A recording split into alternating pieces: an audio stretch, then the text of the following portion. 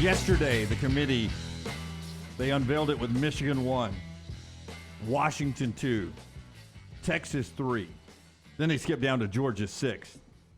Then they laid out Florida State 5, Alabama's 4. There's the rankings. Tyler Booker standing by Brown, the guy who says, I only ask easy, soft-ass questions. Yeah, and Lance tries to get him in trouble, which means I'm the best interviewer of the bunch. Welcome in, Tyler. How are you today, buddy?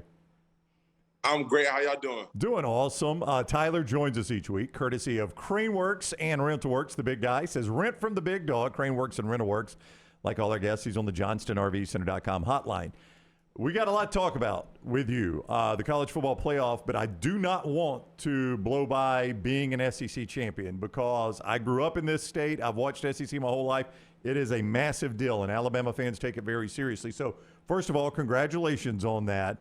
Thank you. Yeah. And I just want to ask you, in that game, let me start here because I want to start before the game. I've heard discussions that there was an impassioned speech by Nick Saban the Friday night before the game about how much he believed in you guys that resulted in a standing ovation. Can you share anything about that with us? Is that oversold to me a little bit? Nah, yeah. We don't really want to let what happens in our meetings out, and really wasn't, Coach Saban doesn't give us that many like high speeches or standing ovation speeches. He did tell us that he believed in us the day before. He told us that we can win this game. He told us that he reiterated it into us that he believed in us and that he knew that we win that game if we played to the Alabama standard, and we definitely did, and we came out victorious. So that was your first SEC championship game. What was that atmosphere like compared to a great road atmosphere at the Iron Bowl or a great home atmosphere? I mean, it was pretty much a road game for us to begin with because, we're in Georgia, we're in Atlanta. That's about, how far is that from Athens? About an hour tops? Maybe, Yep. yeah. So it was just another away game for us. We just got to wear our crimson jerseys. But, just the atmosphere. And then we got that same kind of feeling of shutting the crowd up. Because when we got out there for that first drive, it was really loud. I could barely hear. And what people don't really take into account when it comes to neutral site games or venues or wherever you play is the structure of wherever you're playing at. So playing in a dome, all the sound is bouncing off of each other. So it's way louder than it would be at a outdoor stadium. So that played into a part of it too. But it was very exciting. A lot of great memories made that day. The first thing you said to me on the field was about your offensive line. So I want you to talk a little bit more about that now that you've had time to reflect on 13 games from where you guys started out as a unit to where you finished up with all that confetti coming down. It's really no surprise to me. It's really no surprise to everybody in the room. Like I said, like I keep saying in all these interviews that I do regarding the offensive line, it didn't start out pretty, but before he even got on the field, we made a decision to be nasty. We made a decision to be gritty. We made a decision to finish and to make people quit. Now, that didn't start kicking in until about week 7 or 8, but that was the mindset, and we also made a commitment to get better each week. So while it didn't start out like that, that's definitely how it finished, and that's where we are. But we're going to take this break before we go on to our next opponent. We're going to keep that mindset for sure. Tyler Booker is with us. The Alabama offensive lineman joins us each week, courtesy of CraneWorks and RentalWorks. The big guy says rent from the big dog, CraneWorks and RentalWorks. How much motivation, I know you've talked some about this, how much motivation was drawn from people talking about how Georgia is now the standard, not Alabama anymore? Former Georgia player when he was with ESPN, David Pollack, sitting on a TV set last year with Nick Saban. You're smiling. I know you saw this. He's sitting next to Nick Saban saying Georgia is the standard of football. He said, Kirby Smart is the best coach of football. I mean, how much motivation did you guys draw from people talking about it like the torch had been passed? Well, I was sitting on the couch while that external factor was brought up, so I was allowed to take that. So just remembering that and remembering why I came to Alabama. I came to Alabama for the standard, to live by the standard and also further it and keep it going. So to hear somebody challenge that, as a competitor, that's going to get you going. It felt like he was challenging me as a man. He doesn't even know me. He probably never even heard of me until this weekend. But I took that personally, and I let that drive me. I don't know if any of my other teammates saw it, but just everything that I did, I just remembered. like, okay, here's what they think about you. It's time to go change their mind. And for him to say that is just insane. And I'm glad we were able to prove him wrong this weekend. So I know immediately after beating Georgia, you guys felt like, or you knew you were one of the 4 best teams in college football. You probably felt like, hey, we deserve this. We're going to get in. But how nervous were you after sleeping on it, getting up Sunday morning and getting ready for that selection show? I was pretty nervous, but at the end of the day, we did everything in our power to get in there. So that's what I continue to remind myself through the selection process, through all the 80 million commercials and all the analysis of being that was selected. I'm like, oh my gosh, just tell us.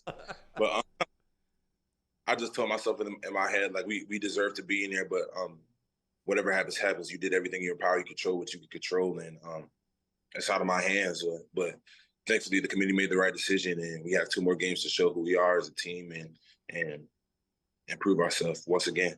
That SEC championship scene reminded me a lot of the 2009 because in 2008, a great Florida team beat a great Alabama team. Come back in 2009, Bama gets them, and there was mutual respect, but not publicly displayed between those 2 teams. But I was blown away Saturday, and you had told us, you had cued us in on this beforehand, at how many players in this game were on recruiting visits together and came down to choosing between Alabama and Georgia.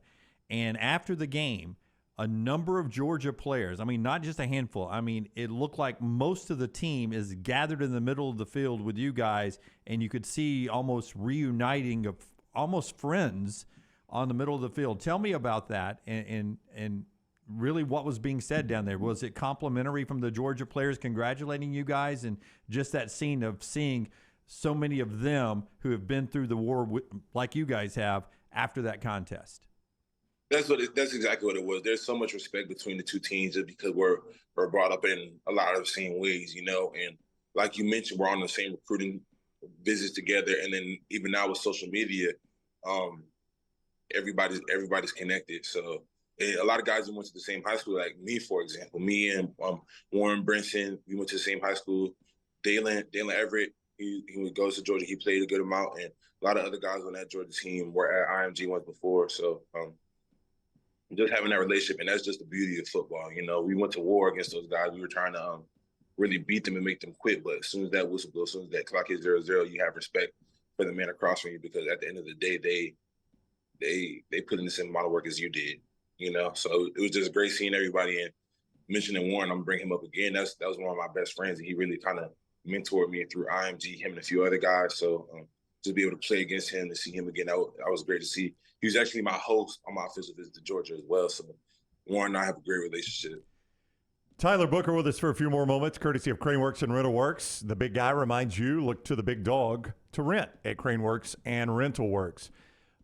So when I was growing up, when we were a little bit younger, Miami was the dominant program in the nation. And one of the cool things about watching Miami games, they had all these guys in the NFL, and they'd come back to the sidelines and stand in the sidelines for big games. And Miami players were like, we were told by those players how important it was to uphold the Miami standard. Alabama's back in the college football playoff. You're playing for a national championship. How many former players do you hear from that remind you of the importance of keeping the standard of Alabama football, which is playing for a national championship? A few guys actually sent in a video the night before the game when we have our hype video before the game. So a few guys actually sent in the video. Phil Mathis spoke, and I think OJ Howard spoke. A few guys spoke on that video, but for me, it was great to see Evan Neal on the sideline, because he and I came up on a similar path. Kind of, we were both at ING for 3 years, and we both got to Bama, both played early, you know. So he and I have a lot in common. So to see him on the sideline and just being able to talk to him in between drives, see what he was seeing, it was great, because I've always looked up to Evan. So to have him as an Alabama brother now, it's great to have people like that in your corner. I know you said I try to ask you questions to get you in trouble, so I'll ask you an easy one here. Now that you've played both Texas and Georgia, who is actually better? No, I'm kidding. Whoa. You don't have to answer that. You don't have to answer. What's that? I didn't hear the answer. You cut out. What'd you say? I said, those are the questions I'm talking about. I'm not going to ask it. So have you ever played a game in Los? Have you ever been to LA before? I haven't.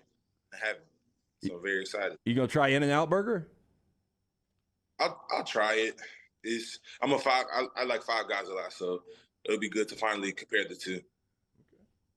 We can give you some opinions off the air. It's well worth it. Yeah, but I would tell you it's part of going. It's part of going to the West Coast. It's trying In-N-Out Burger, and I had a great experience there the last time. It was delicious. I know the answer to this, but if I don't ask you, there'll be people in the chat room that'll say you didn't talk any about Michigan. The history tells me you got some time off. You guys haven't even thought looking at Michigan or any of that yet. But tell people sort of what the next few days, what's it like for you guys? What's on the schedule?